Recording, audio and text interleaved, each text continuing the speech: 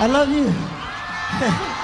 Millions watched him from the cheap seats and the front row alike, but almost nobody ever watched the empty room where it all began. I love you, they screamed. Genius, they called him. But behind every scream was a silence nobody talks about, hours and hours of a man alone with a mirror, chasing something the audience would only see for 4 minutes on a stage. What you're about to see isn't the show. It's the price of the show. This is the discipline nobody applauded for. This is the footage that was never supposed to leave the room. Because here's the question almost nobody asks: what if the moment people remember most wasn't written for the charts at all? What if it was built, piece by piece, in a room with no audience, no lights, and no forgiveness for mistakes? Let's start with the tour that broke every rule show business had. Before a single ticket went on sale, promoters already knew they had underestimated demand. It opened in Japan in September of 1987, and by the time it finally closed more than a year later, it had redefined what a solo world tour could even look like. Well over 100 shows. More than a dozen countries across 4 continents. Wembley Stadium alone sold out night after night after night, pulling in crowds that made even seasoned promoters nervous about crowd control. By the time the final curtain came down, attendance numbers were being measured in the millions, and the box office receipts made it, without argument, the biggest touring spectacle of its decade. None of that happened by accident. Long before doors opened, long before the crew finished setting the rigging, he was already inside the empty arena. Not for the scheduled rehearsal. Hours before it. Alone, running the same 8 counts of choreography until his body stopped thinking about them and simply did them. Every entrance, every turn, every breath before a vocal line was drilled until it looked like it required no effort at all, because that illusion of effortlessly was, itself, the hardest thing to build.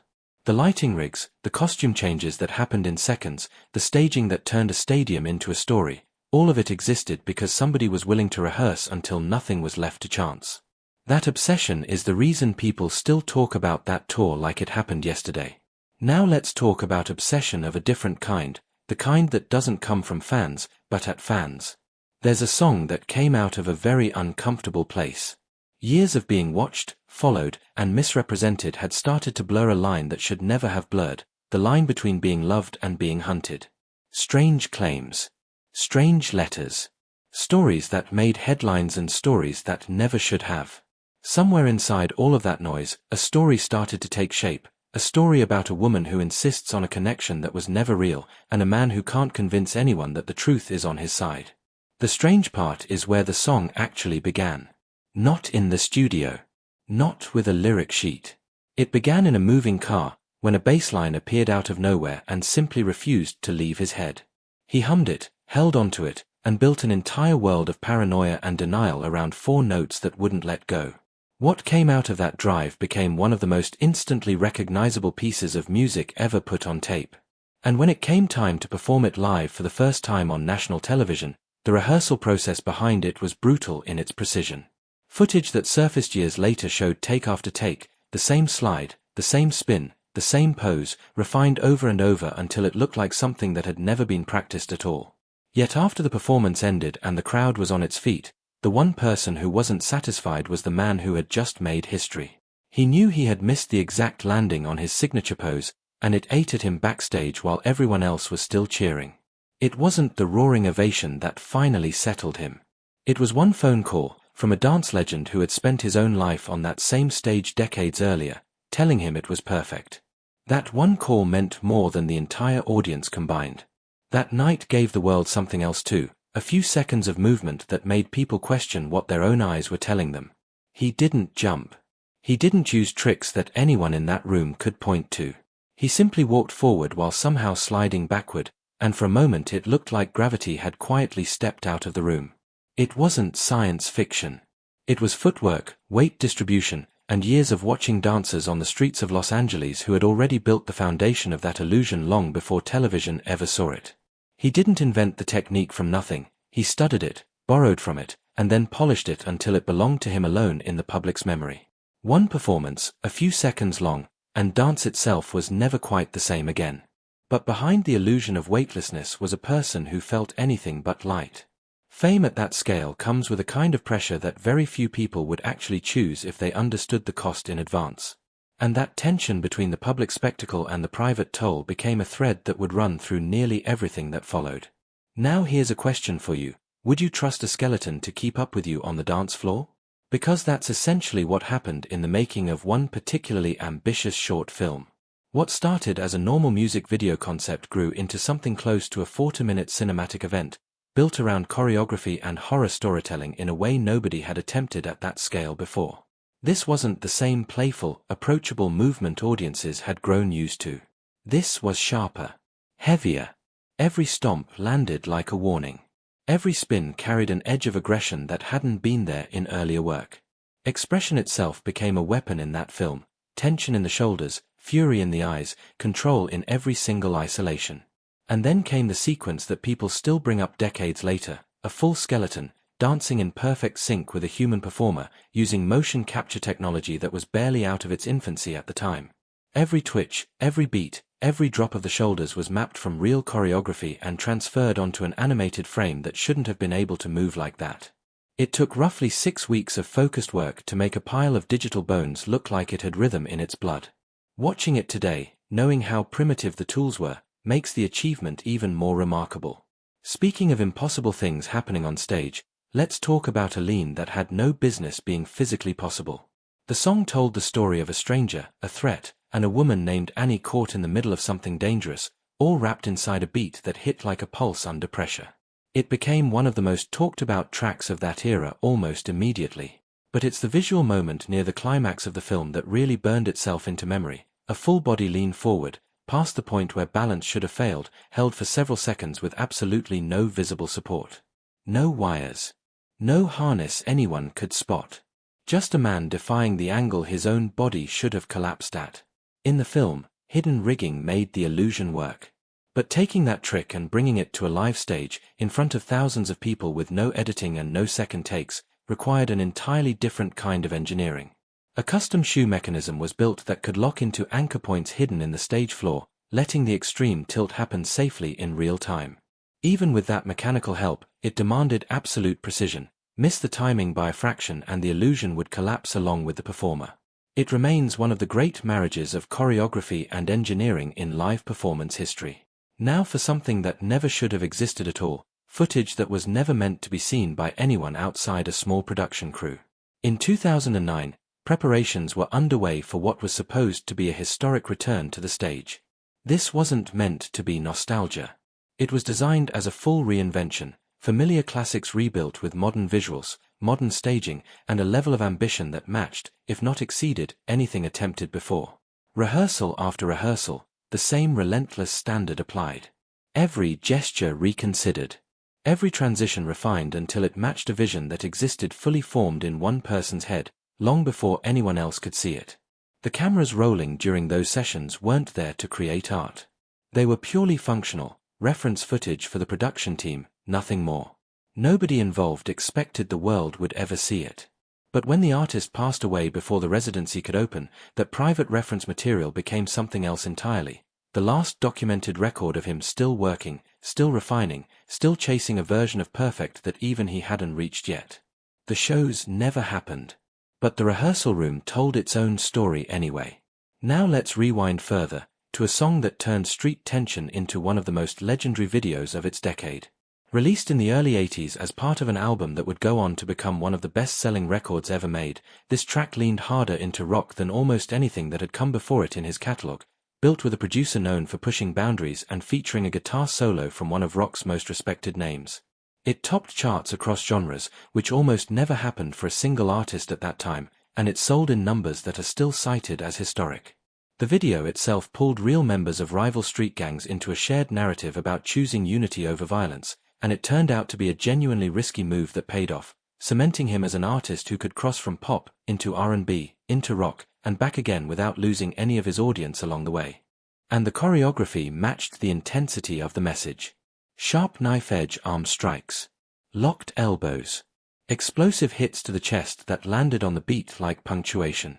Shoulder pops, high kicks, tight spins, sudden freezes mid-motion. Every single movement was deliberate, engineered for maximum visual impact even on a small television screen. Combined with a handful of now iconic gestures, the performance turned into something bigger than choreography. It became a language of its own, one that dancers are still borrowing from generations later. Now here's a different kind of performance, one that wasn't trying to entertain anyone at all. It was trying to confront them. Pulled from a sprawling double album shaped heavily by frustration and social commentary, this particular track stands as one of the angriest, most unfiltered pieces of music he ever released. Built around militaristic drum patterns, layered samba percussion, and a chant that felt more like a protest march than a pop chorus, it took personal anger and turned it into something collective. The idea sat unfinished for a long time before it finally came together through months of collaboration and outside influence pulled from across the globe. It also sparked real controversy. Certain lyrics were criticized harshly, accused of things that were never the intention behind them. He pushed back publicly, insisting the song was meant to expose prejudice, not repeat it, a mirror held up to injustice, not an endorsement of it. Two very different videos eventually carried that message to the world. One filled with color, culture, and community resilience. The other stark, confined, interwoven with real documentary footage of war, poverty, and oppression happening in the world at that exact moment. Together, the two versions turned a single song into something closer to a global statement, one that has aged, disturbingly, into continued relevance. If this kind of deep dive is something you're enjoying, go ahead and tap that like button and subscribe. It genuinely helps this channel keep making them. Now, back to the vault. There's a specific kind of confidence that only comes from having something to prove. That's exactly the energy behind the title track of the album that followed his most successful record of all time, an almost impossible act to follow, and he knew it. Co-written and co-produced with his longtime collaborator, the song pulled from a real personal story about pride, struggle, and refusing to be underestimated, then turned that emotion into something loud and unapologetic. Sharp bass lines, punchy, aggressive percussion, a vocal delivery with an edge that hadn't been there before.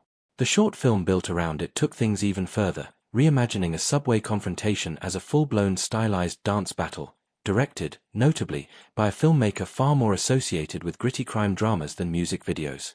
Every movement in that sequence carried weight. Fast, precise footwork. Sharp, controlled arm strikes. Tight group formations that moved like a single organism built from tension rather than joy. It wasn't choreography meant to charm anyone.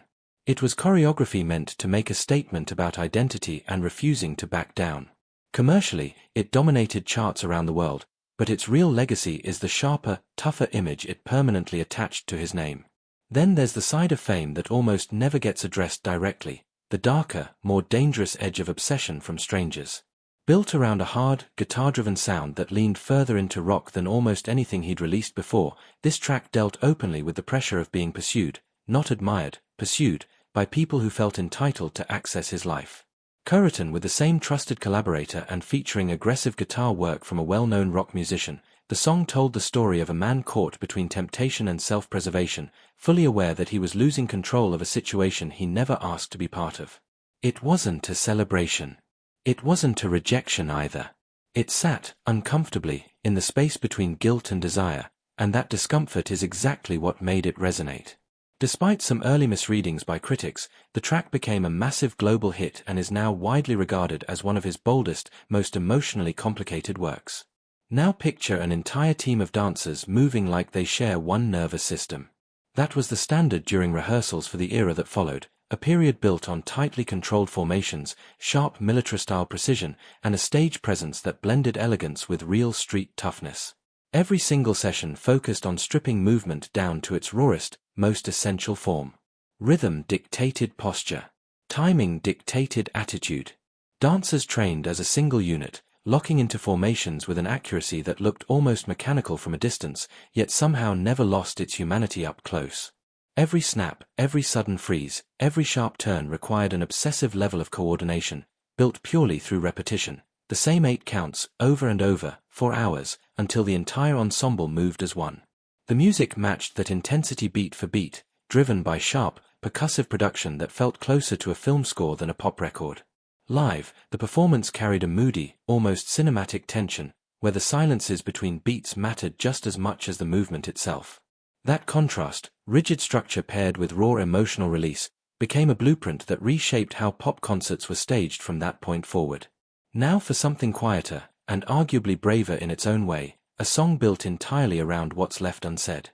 Released in the early 90s, this track leaned into New Jack Swing production while exploring themes of secrecy, hidden desire, and emotional restraint.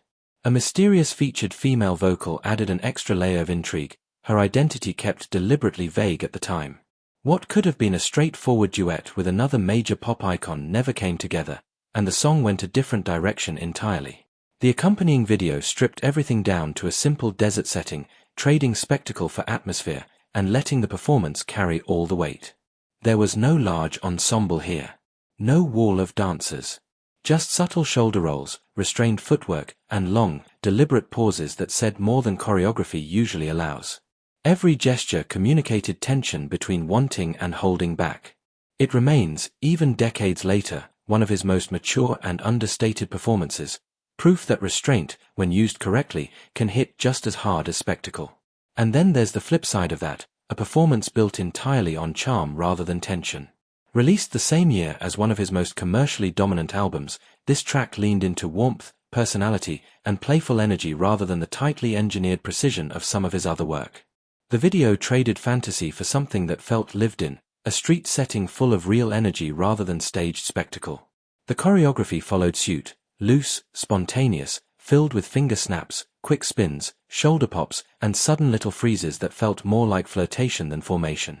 It wasn't about technical complexity. It was about charisma, and about a man clearly enjoying the process of trying to win someone over through rhythm alone. Decades later, it still plays like one of his most purely joyful performances on film.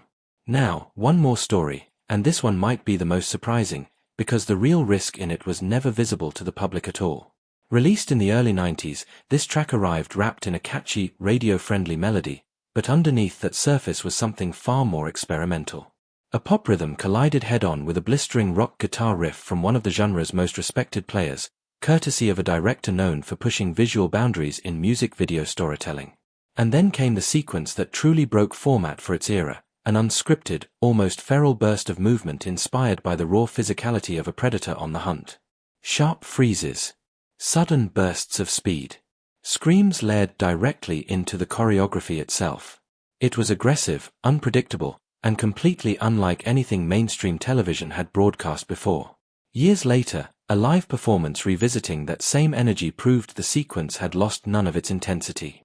What looked, on the surface, like a simple pop single turned out to carry the teeth of a genre it was never supposed to touch. And finally, there's the story of a 9-minute cinematic short that turned a Hollywood backlot into ancient Egypt itself. Backed by one of the largest music video budgets of its time, this project paired a smooth R&B and New Jack Swing sound with lyrics about lost love and the way memory holds onto warmth long after everything else fades.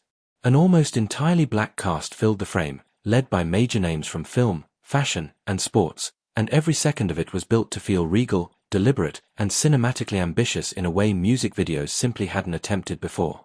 A mysterious magician. A captivated queen. An ending that dissolved into a swirl of golden sand as if the entire story had simply evaporated into myth. Despite its relatively modest chart placement, the cultural weight of that project has never faded, proof that impact and chart position don't always move in the same direction.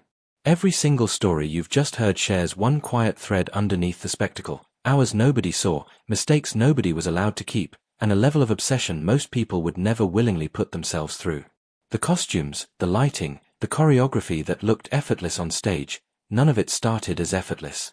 It started in empty rooms, with nobody watching, and a standard that refused to lower itself for anyone, including the man setting it. That's the part of the legend that rarely makes it into the highlight reel. Not the ovation. Not the charts. The rehearsal room, long after everyone else had gone home, where the real work, the invisible work, actually happened. There's one more image worth sitting with before we close this out. Not a video, not a performance, just a photograph that keeps resurfacing online every few years, sparking the same argument all over again. In it, a figure resembling him is shown collapsed on the floor of what looks like a dance studio, presumably after hours of practice that pushed past the point of exhaustion. A fedora rests low over closed eyes. A pair of worn-out shoes sit off to the side, scuffed in a way that only comes from real use, not props. But the detail that stops people mid-scroll every single time is the pair of white socks, and the dark red marks staining them. Some viewers insist it's nothing more than stage blood, left over from a rehearsal for one of his more theatrical numbers, and that the image is being taken far more literally than it was ever meant to be. Others aren't so sure, and the debate over what that photo actually shows, and whether it's even authentic in the first place, has never fully settled. It's the kind of image that says more about how badly people want proof of the sacrifice than it does about anything that can actually be confirmed. What do you think when you look at it? Drop your take in the comments. This one always gets people talking. It's worth remembering, too, that almost none of this was ever supposed to be public. Rehearsal footage exists for one reason only, so a team can review timing, catch mistakes, and fix them before an audience ever sees a flaw. It was never built with a narrative arc in mind. Nobody was thinking about how it would look decades later, stitched together into a story about legacy. And maybe that's exactly why it hits so differently. There's no performance happening for the camera in these clips, because as far as anyone in that room knew, there was no camera worth performing for. What you're watching in rehearsal footage is closer to the truth than almost anything captured on a real stage, a man completely alone with the work itself, with no crowd to perform for and no ovation waiting at the end of the take. That's a strange kind of honesty, when you think about it. On stage, everything is built for an audience. The lighting hits a mark because someone in the crowd needs to see it. The pause before a vocal line lands because 10,000 people are holding their breath waiting for it. But in an empty room, none of that exists. There's no one to impress. And yet the standard never dropped. If anything, it got harder. Because the only person left to satisfy was the one setting the bar in the first place, and by every account, that person was never easily satisfied. Maybe that's the real difference between talent and legend. Talent shows up when somebody's watching. Legend shows up in the empty room, at 2 a.m, running the same 4 seconds of choreography for the 40th time, because the 39th attempt wasn't quite right yet. Nobody claps for that. Nobody buys a ticket for that. But without that room, none of the moments people actually did buy tickets for would exist at all. So the next time you watch one of those iconic performances, the lean, the glide, the freeze that lands exactly on the beat, remember that what you're actually witnessing isn't a single moment of inspiration. It's the visible tip of thousands of invisible hours, most of which nobody was ever meant to see, and a handful of which somehow survived long enough to end up right here, in front of you. If there's a specific era, song, or piece of rehearsal footage you want broken down in even more detail, drop it in the comments below and it might be the very next deep dive on this channel. And if you've made it all the way to the end of this one, do the channel a favor and hit that subscribe button. There's a lot more of this vault still left to open.